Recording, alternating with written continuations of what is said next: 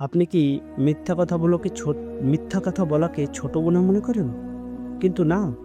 আল্লাহ রাসূল সাল্লাল্লাহু আলাইহি সাল্লাম সহিহ বুখারী ৬০৯৪ নম্বর হাদিসে বলেছেন, মিথ্যা মানুষকে পাপের দিকে নিয়ে যায় আর পাপ মানুষকে জাহান্নামের দিকে নিয়ে যায়। আল্লাহ রাসূল সহিহ বুখারী ৩৩ নম্বর হাদিসে আরও বলেছেন, মুনাফিকের চিহ্ন হলো যখন সে কথা বলে সর্বদাই মিথ্যা কথা বলে। আল্লাহ রাসূল আরও বলেছেন, ধ্বংস হোক তার জন্য যে মানুষকে হাসানোর জন্য মিথ্যা কথা বলে, ধ্বংস হোক তার জন্য, ধ্বংস হোক তার জন্যে। আল্লাহ রাসূল সহিহ বুখারী ২৬৫৪ নম্বর হাদিসে বলেছেন, তিনি সাহাবীদেরকে বললেন, আমি কি তোমাদের সবচেয়ে বড় গুনাহ সম্পর্কে বলবো না? তখন সাহাবীরা বললেন, হে ইয়া রাসূলাল্লাহ, অবশ্যই বলুন।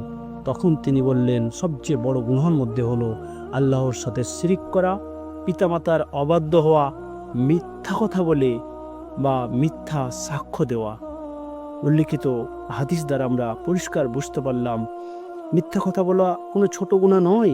মিথ্যা কথা বলা এক কবিরা গুনাহ, যা সম্পর্কে আল্লাহ রাসূল অনেক সতর্ক করেছেন। তাই আপনাকে আমাকে এই মিথ্যা থেকে বেঁচে থাকার চেষ্টা করতে হবে।